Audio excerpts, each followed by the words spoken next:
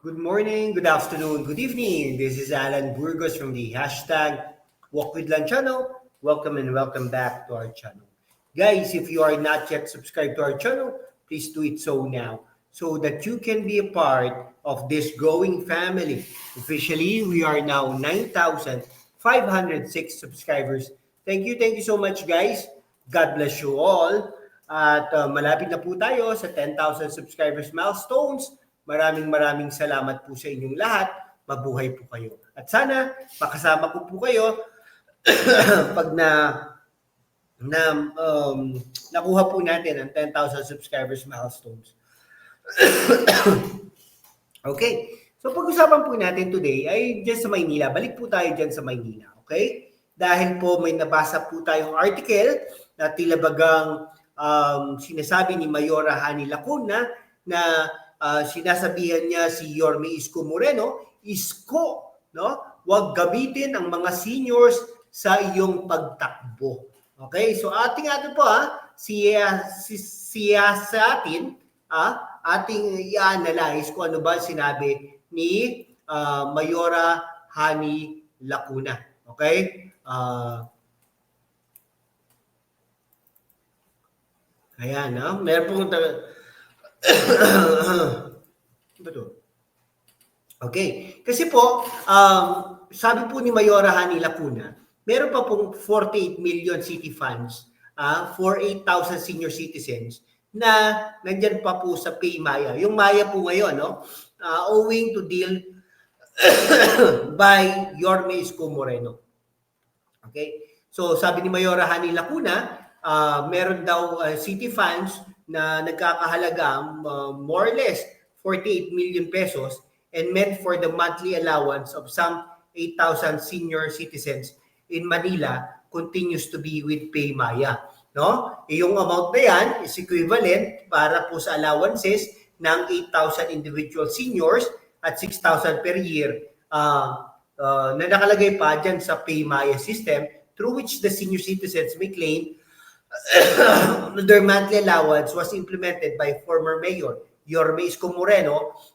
Kasi ang gusto po ni Yorme Isko Moreno ay hindi lang po experiment ito, no? Kundi maging automated po siya, no? Dahil po alam naman po natin, pag ito ay napunta sa barangay, ay kura-kurakot na yan. Maniwala po kayo, no? Instead of 6,000 pesos yan, baka maging 5,000 yan, maging 4,000, 3,000, etc. No? Ayan, sabi ni Mayora Hani Lacuna, noong panahon po na yan, idinaan po mga allowances na senior citizens natin through PayMaya. Ako naniniwala po ako doon na magandang sistema yan, pero syempre, since matatanda din po tomato, baka hindi nga po alam gamitin. O kaya, biro mo naman, 100 years old, di ba?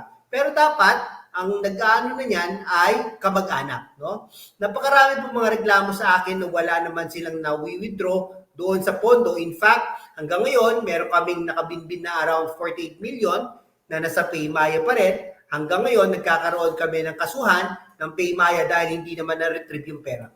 So, kung gano'n, tama lang, no? Kasuhan nyo ang PayMaya. Kung nagkakaroon ng kaso ng ganyan, no? Nagko-contest po daw sila dahil nakukuha na daw ng mga seniors. No? Paano nakuha? Yan ang sistema. Baka kamag-anak ang nakakuha. Ayun ang ating alamin, di ba? Ay marami daw complaints from senior citizens regarding sa difficulties they encounter with PayMaya, no? So yung pwedeng check-in na lang din, di ba? Her administration heeded their call and opted to give their monthly financial assistance through the barangays, also as requested by the senior citizens themselves. Okay, pero hindi ako naniniwalang gustong kasi alam nyo, marami po tayong mga karanasan dyan sa mga barangay ay talagang mga kasabwat siya mga yan, di ba? Kamag-anak lang ang binibigyan, kunwari 8,000 ang ayuda, magiging 4,000. Okay, kahit yung mga mayayaman, sobrang yaman, may mga kotse, nagkakaayuda. Marami sa kanila, hindi nakakapag-withdraw. Anong ginagawa daw ni Mayora? Binaba daw niya sa mga barangay yung kanilang allowances. Nako, ayan ang pagkakamali. Pinagkatiwala ko sa mga barangay officials yung allowances na seniors. Naku po, talaga lang, according to Lacuna, City Hall had to clean up the Oscar registry of seniors because tama din naman yon. Pero mali na sinisisi natin kay Yorme Isko Moreno at itong mga bagay na ito, alam naman natin, sikat na sikat si Yorme Isko sa mga matatanda.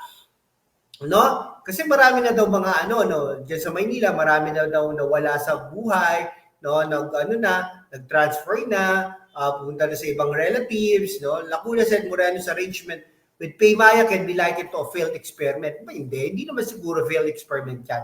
Marami pong mga projects si Yorme Isko Moreno na kinukonsider natin world class.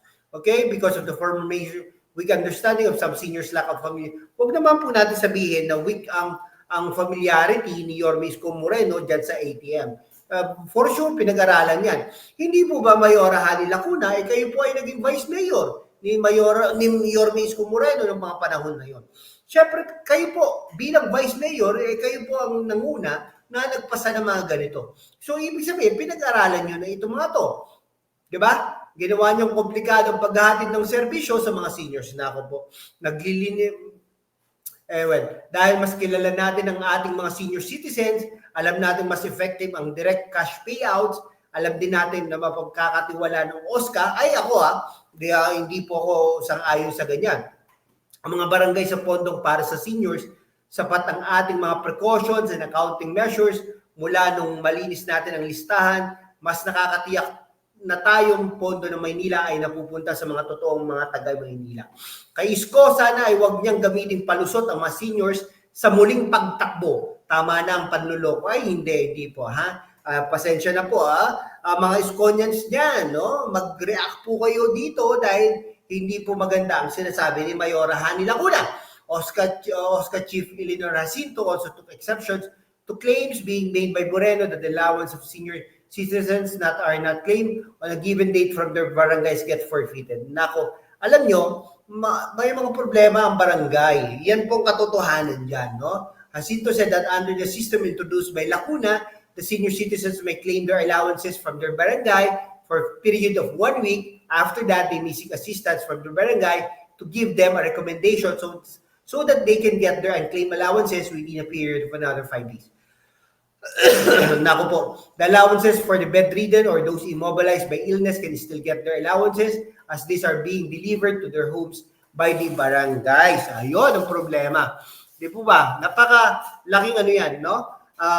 Mayora Hani Lacuna, sana po hindi po ganyan. No? Dahil kayo po ay naging vice mayor naman ni Yorme Isko Moreno at parte po kayo ng kanyang programa at parte po kayo ng mga kanyang implementation na ganito. No, minsan nga nakakasama pa kayo ni Yorme Isko Moreno sa mga aktibidades na ganito. Bakit po ngayon ay since natatalo na kayo at nangungulelat na kayo sa pagtakbo ng bilang mayor ng Maynila ay bakit po kayo nagkakaganyan, no? Sige po, hanggang dito na lang po mga kaibigan ko. Maraming salamat po sa inyong lahat.